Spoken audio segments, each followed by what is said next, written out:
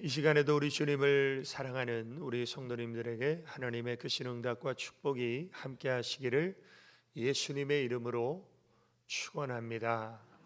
오늘 하나님께서 우리에게 주신 말씀 요한복음 20장 19절에서 23절까지 날마다 주님과 함께하는 평안이라는 말씀의 제목입니다. 오늘을 살아가는 현대인들의 마음속에 점점 사라지는 것 중에 하나가 바로 평안입니다.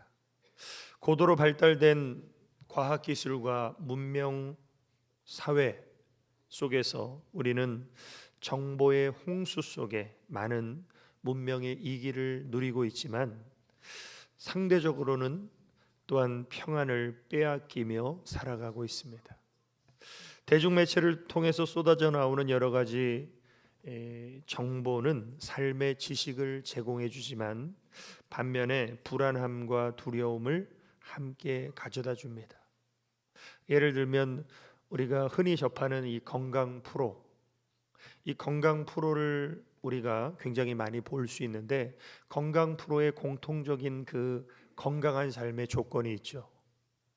몸에 좋은 음식들, 또 야채, 채소 이런 것들을 많이 섭취하고 규칙적인 생활, 또 충분한 수면, 또 적당한 운동, 그리고 스트레스를 좀 덜 받는 삶, 이런 것들이 어떻게 보면 건강한 삶의 공통된 그 생활 패턴입니다.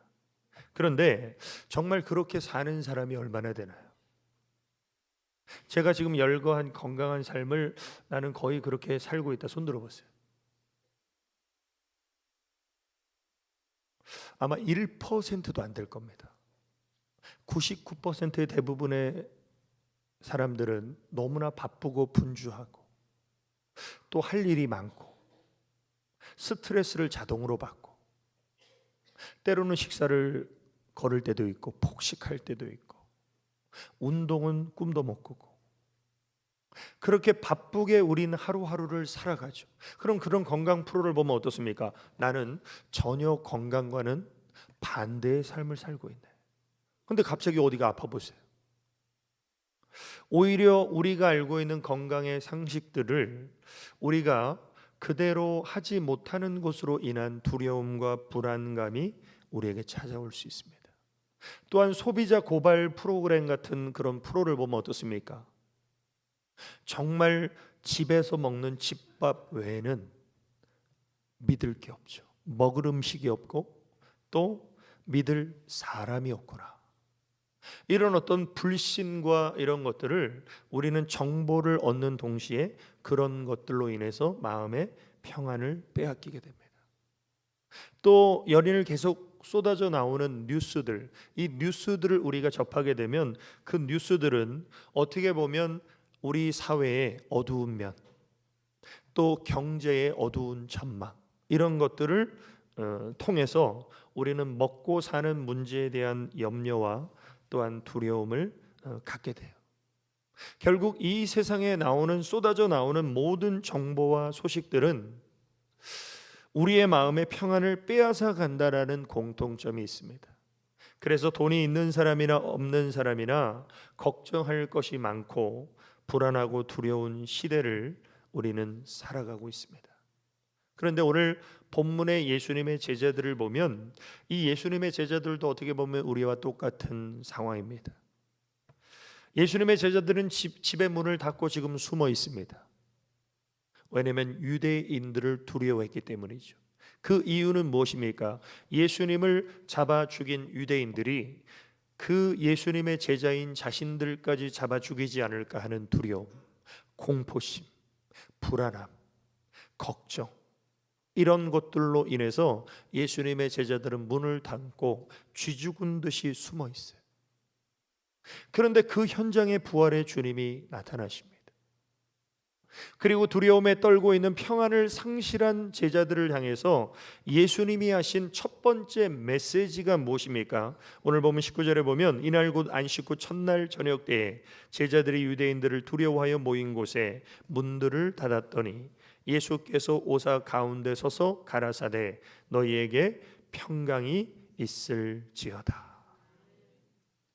우리 예수님은 두려움에 떨고 있는 제자들에게 평안을 주시기를 원하셨고, 오늘 이 시대를 불안과 걱정 속에 살아가는 우리에게도 동일한 평강을 주시기를 하나님은 원하십니다. 그러면 우리가 날마다 주님과 함께하는 평안을 회복하고 누리는 삶을 살기 위해서는 우리가 어떤 믿음을 가져야 됩니까? 첫 번째로, 날마다 주님과 함께하는 평안은 부활의 주님이 주시는 절대적인 평안입니다. 우리가 사는 세상은 어떻게 보면 절대적인 것이 사라져버리는 상대적인 것들이 점점 많아지는 세상에 살고 있어요. 그래서 이 세상이 우리에게 가져다주는 평안, 가져다주는 만족, 가져다주는 행복은 전부 다 상대적이에요. 그리고 우리가 사는 세상에 참된 평안을 누리지 못하는 이유가 무엇입니까? 우리 인생의 특징이 두 단어로 압축되는데 수고와 슬픔뿐이라는 것이죠. 그러니까 나그네 인생은 평안하고 기쁘고 행복하기보다는 정말 수고로움이 가득한 세상, 그리고 슬픔이 가득한 것이 우리가 사는 인생의 특징입니다.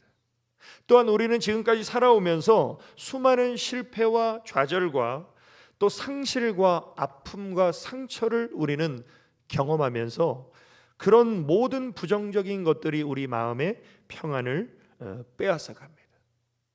그래서 두려움이 우리 안에 가득한 그 근원적인 그 두려움의 원인은 바로 죽음이라는 거예요. 모든 사람은 죽음에 대한 두려움과 공포가 있어요. 그건 다른 말로 하면 죽음의 문제를 해결하지 못한 사람의 마음은 언제나 두려움과 또 불안감이 있을 수밖에 없다는 것이죠. 그래서 지금 예수님의 제자들도 유대인들에게 잡혀 죽을까 봐 두려움 속에서 문을 닫고 숨죽인 듯이 있는 거예요. 그런데 사망 권세를 깨트리시고 미리 예언하신 대로 부활하신 예수님이 제자들에게 찾아오셔서 그들의 마음에 하나님의 절대적인 평안을 주시는 겁니다. 그것이 오늘 본문 21절에 예수께서 또 가라사대 너희에게 평강이 있을지어다. 여기서 말하는 평강을 헬라어로는 에이레네라고 합니다. 그리고 구약 성경에 나오는 평강을 히브리어로는 샬롬이라고 해요. 이 샬롬과 에이레네의 평안은 세상이 줄 수 없는 절대적인 평안을 말하는 겁니다. 우리 예수님을 이사야 9장 6절에 보면 예수님을 소개할 때 그 예수님이 어떤 분이시라고 표현되어 있냐면 평강의 왕이요. 우리 예수님은 평강의 왕이십니다. 하늘의 평강의 왕이 주시는 평안, 이 평안은 상대적인 것이 아니라 절대적인 평안이죠.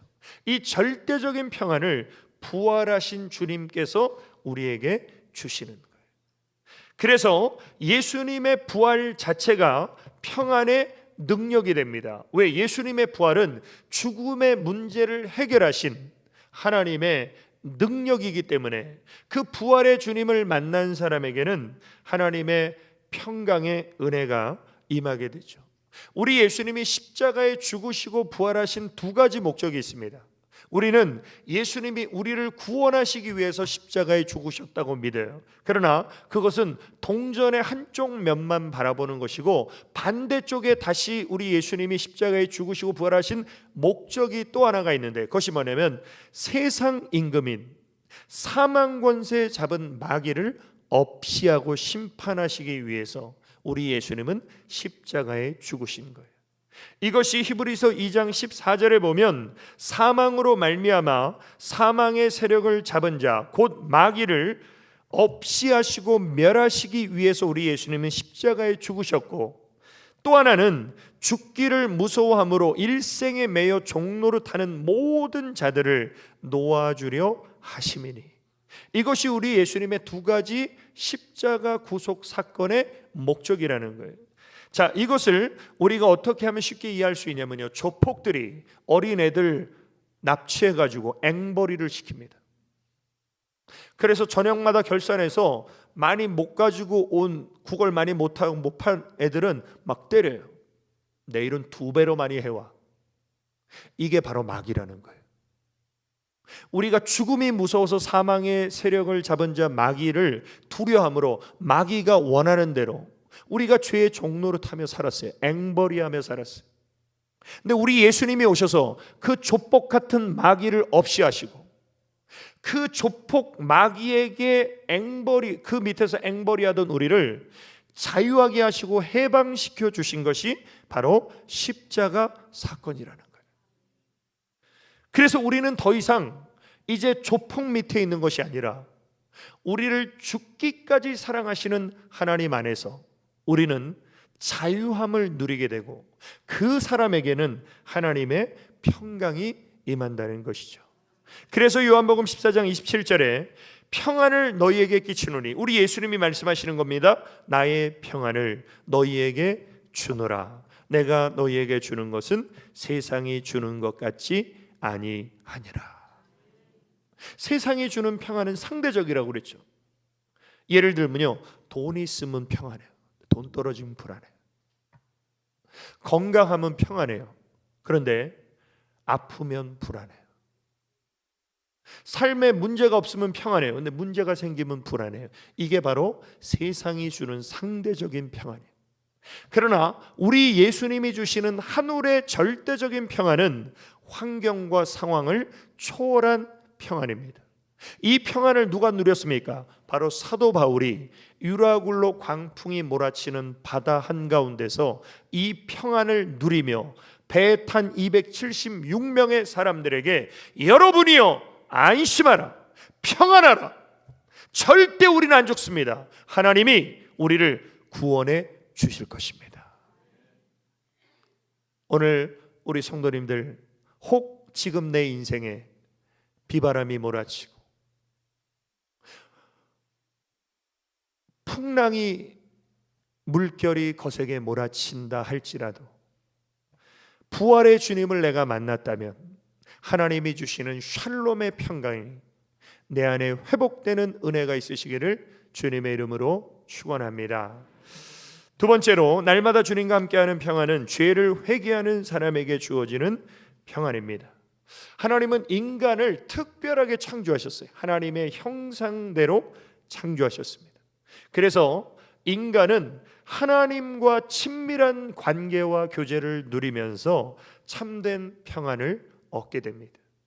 그런데 하나님과 함께하는 복된 삶을 파괴하고 하나님과의 관계를 깨트린 것이 뭐냐면 죄라는 것입니다. 그래서 죄의 특징은 하나님과 우리를 멀어지게 해요. 이사야 59장 2절에 보면 오직 너희 죄악이 너희와 너희 하나님 사이를 내었고, 그러니까 우리가 죄를 지면 질수록 어떻습니까? 하나님과 우리는 멀어지게 돼 있어요. 그래서 하나님과 멀어질수록 우리 마음에는 평안이 사라지고 두려움만 남게 됩니다. 그런데 죄진 인간은 하나님께로 나아갈 수 있는 길이 없었어요. 그래서 우리 예수님이 죄 없는 인간으로 오셔서 우리의 모든 죄를 담당하시고 십자가에 죽어주심으로 그 예수님의 보혈의 핏공로를 힘입어서 우리가 하나님 앞으로 감히 나갈 수 있는 길이 열렸죠. 이것이 바로 하나님의 은혜이고 그 하나님의 은혜는 복음 속에 담겨 있습니다. 우리 예수님이 30세의 공생애를 시작하실 때 예수님의 복음의 첫 번째 메시지가 무엇입니까? 회개하라, 천국이 가까웠느니라. 하나님의 나라가 임하는 통로로 우리 예수님은 회개를 말씀하셨어요. 그래서 이 세상의 모든 사람은 다 죄 있는 사람이죠. 그런데 그 죄는 하나님과 우리 사이를 멀어지게 하는데 하나님의 뜻은 하나님께로 그 죄를 가지고 오라는 거예요. 수고하고 무거운 짐진 자들아 다 오라는 거예요. 내가 너희를 쉬게 해주겠다라는 거예요. 그래서 죄는 우리를 하나님으로부터 멀어지게 하지만 하나님은 죄진 우리를 오라고 말씀하셔서 왜 우리를 때리시려고 오라는 것이 아니라 하나님은 우리의 죄를 사하여 주시기 위해서 우리를 오라고 부르시는 거예요. 이사야 1장 18절에 보면 여호와께서 말씀하시되 오라 우리가 서로 변론하자. 너희 죄가 주홍 같을지라도 눈과 같이 휘어질 것이요 진홍같이 붉을지라도 양털같이 되리라. 하나님은 거룩하십니다. 거룩하신 하나님은 죄를 미워하세요. 그러나 은혜의 하나님은 죄인을 사랑하십니다. 그래서 우리의 죄를 씻어주시기 위해서, 사하여 주시기 위해서 하나님은 죄인인 우리를 오라고 하시는 거예요. 그리고 우리가 하나님 앞에 나아가서 우리의 죄를 자백하고 우리의 죄를 회개할 때 하나님의 약속이 무엇입니까? 요한일서 1장 9절에 보면 만일 우리가 우리 죄를 자백하면 하나님은 미쁘시고 의로우사 우리 죄를 사하시며 모든 불의에서 우리를 깨끗게 하실 것이요. 우리가 하나님 앞에 어떤 죄를 범했을지라도 큰 죄든 작은 죄든 어떤 죄든지 우리가 하나님 앞에 회개할 때 하나님은 그 모든 죄를 사하여 주시겠다라고 약속하십니다. 그런데 문제는 회개가 어렵다는 거예요. 회개하면 어떤 죄든지 하나님이 다 사해 주시는데 우리는 회개하기가 참 어렵습니다. 그 이유는 뭐냐면 죄인은 죄를 감추는 특징이 있어요.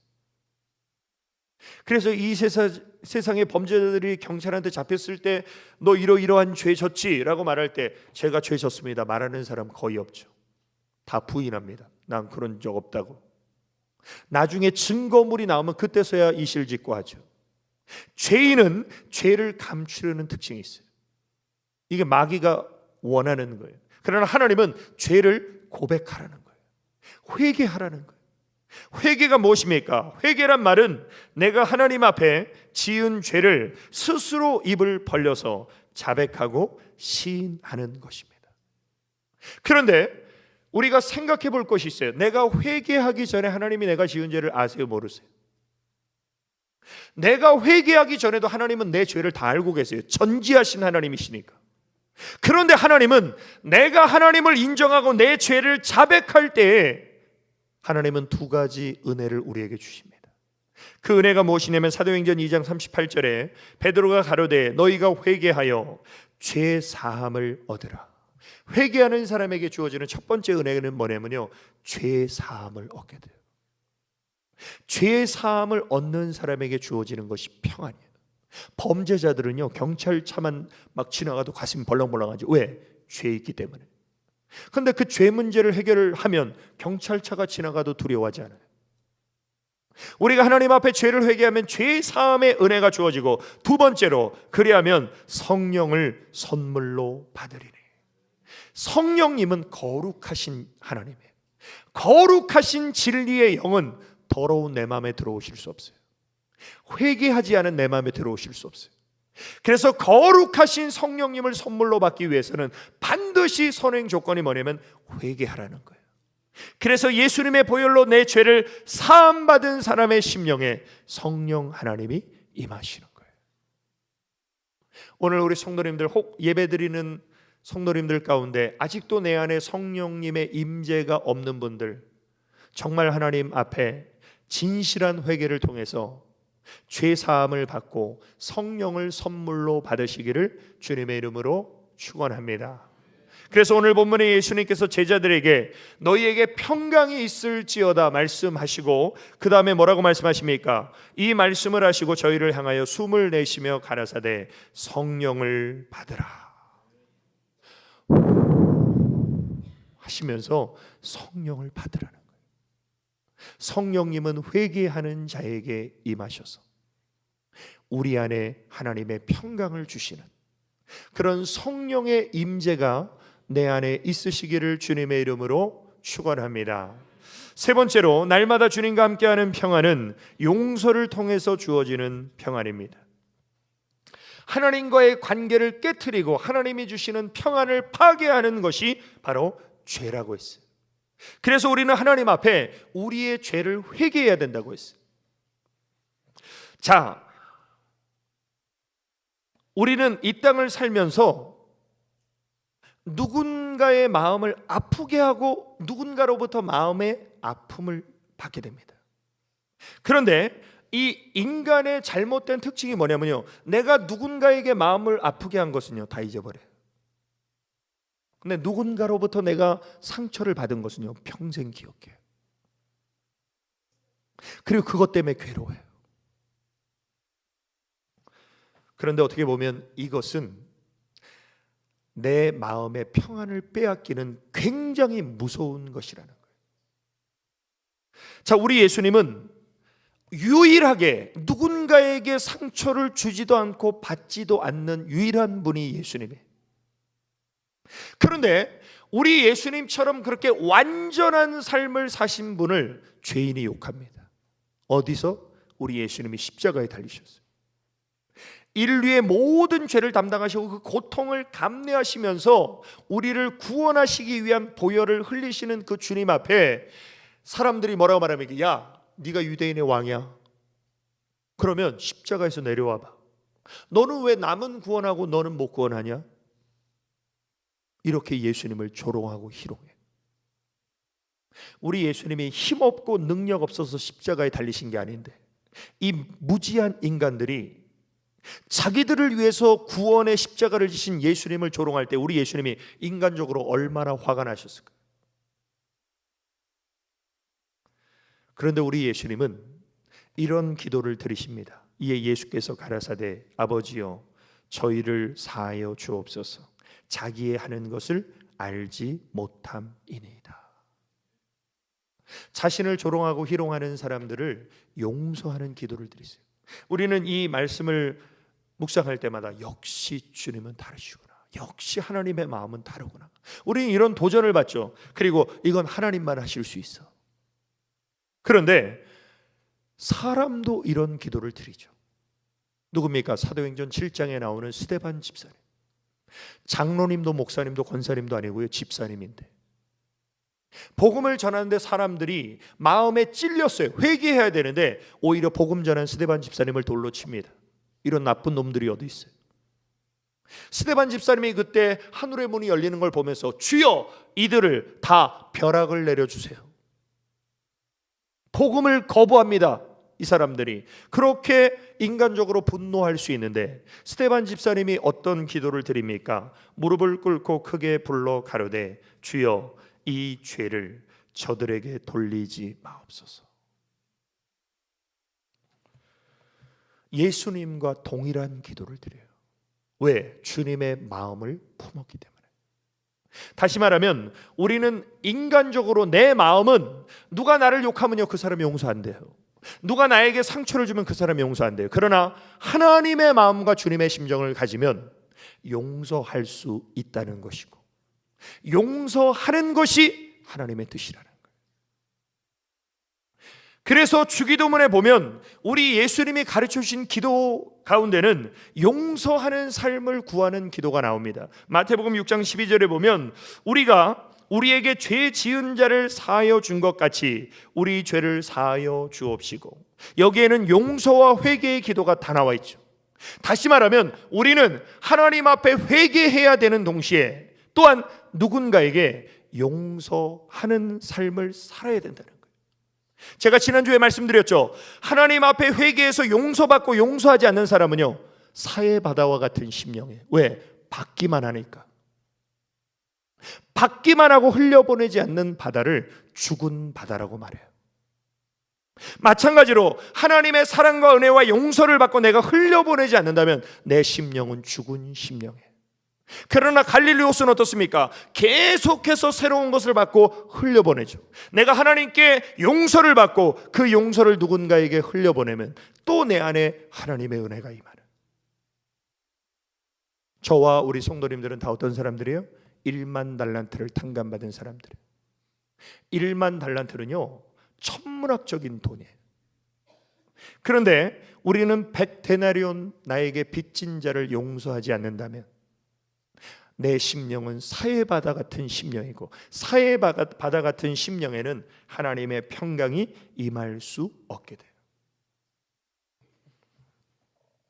그래서 오늘 보면 23절에 보면 너희가 네 죄든지 사하면 사하여질 것이요 네 죄든지 그대로 두면 그대로 있으리라. 나에게 상처를 주고 나에게 아픔을 준 사람, 그 사람을 내가 예수님의 마음을 품고 주님의 보혈로 용서하면 내 안에 하나님의 평강이 임해요. 그 죄가 사해져요. 그러나 내가 그 사람을 용서하지 않고 계속 분노하고 그 사람을 미워하면 죄가 내 안에 더 크게. 왜? 나에게 상처를 준 사람은요, 한 번 상처 주고 잊어버려요, 그 사람은. 그런데 그 받은 상처를 내가 평생 그걸 묵상하면서 그 사람을 미워하고 있다. 그 사람이 나에게 상처 준 것보다 수백 배 난 더 큰 죄를 짓는 거예요. 그래서 어떻습니까? 내 마음에 평안을 상실한 인생을 살 수밖에 없다는 거예요. 오늘 이 예배를 드린 우리 모든 성도님들, 인간은 불완전해요. 하나님은 완전하세요. 하나님은 실수가 없는데 우리는 실수가 많아요. 그래서 의도적으로 누군가에게 상처를 줄 수 있고 의도하지 않았는데 누군가에 상처를 줄 수 있는 게 나예요. 이 세상에 어떤 사람도 상처만 받은 사람 아무도 없다. 상처만 준 사람 아무도 없다. 우리는 상처를 주고받으며 사는 거예요. 내가 상처를 받았다면 용서해야 되고, 내가 상처를 누군가에게 줬다면요, 용서를 구해야 돼요. 그래서 그 용서하는 삶 속에 하나님의 평강이 내 안에 충만하게 임하시기를 주님의 이름으로 축원합니다. 결론입니다. 날마다 주님과 함께하는 평안은 영혼의 호흡인 기도를 통해서 유지되는 평안입니다. 우리가 부활하신 주님이 주시는 샬롬의 평강이 내 안에서 계속 유지되는 통로가 무엇이냐면 바로 기도라는 것입니다. 왜 기도가 평안을 유지하는 비결인가? 기도는 예수님이 내 삶의 주인 되심을 인정하는 것이 기도예요. 또한 기도는 주님이 나와 함께 하시는 증거가 됩니다. 그래서 우리는 기도할 때 영적으로 깨어있게 되고, 기도할 때 임마누엘의 하나님을 우리는 함께하는 하나님의 임재를 경험할 수 있어요. 예를 들면 아이는 항상 3살, 4살 정도 되는 아이의 곁에는 항상 엄마가 있어요. 근데 아이는 무슨 일에 노느라 집중하면 자기 곁에 있는 엄마를 생각하지 않고 의식하지 않고 놀아요. 어떤 애가 마당에서 놀고 있었어요. 재미있게 놀고 있습니다. 엄마는 곁에서 그 노는 아이를 지켜보고 있어요. 그런데 갑자기 벌레가 나타났어요. 그 애가 엄마! 소리치는 순간 엄마가 재빨리 달려가서 그 아이를 보호해 줍니다. 이게 하나님과 우리와의 관계. 임마누엘의 하나님은 언제나 우리와 함께하고 계세요. 근데 우리가 그 하나님을 의식하지 못한 채 살아갈 때가 있어요. 그런데 내 삶에 어려운 일을 만나고 문제를 만났을 때 우리가 주여 부르면 하나님이 우리의 삶 가운데 임재하셔서 우리를 손잡아 주시고 우리를 수렁에서 건져 주시고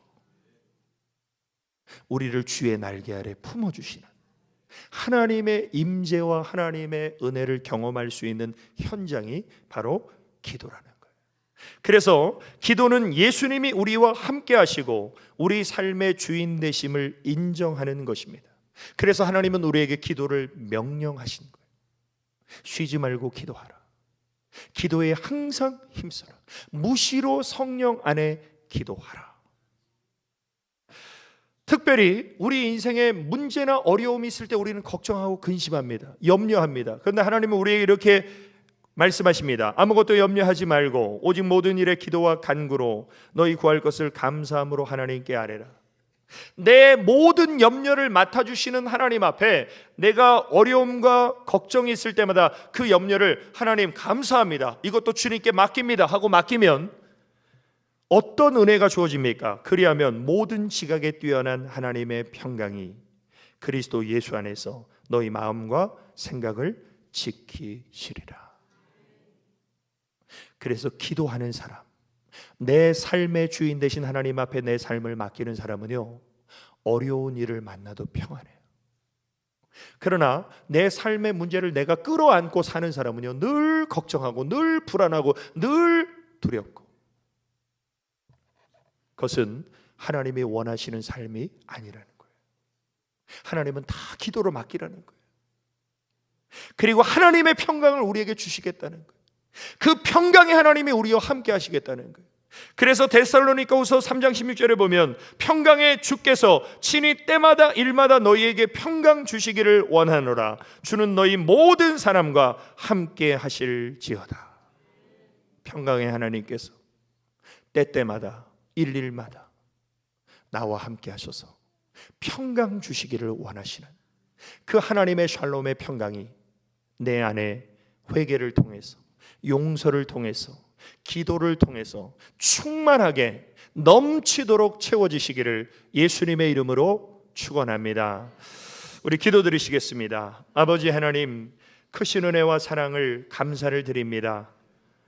참으로 우리가 사는 세상 걱정할 일이 쌓여 있고 두려움 많은 이 세상 속에서 부활의 주님을 만나 샬롬의 절대적인 평강을 누리게 하시고 회복하게 하시고 기도의 생활을 통해서 그 평강이 유지되는 은혜가 있게 하여 주옵소서. 예수님의 이름으로 기도 올리옵나이다. 아멘.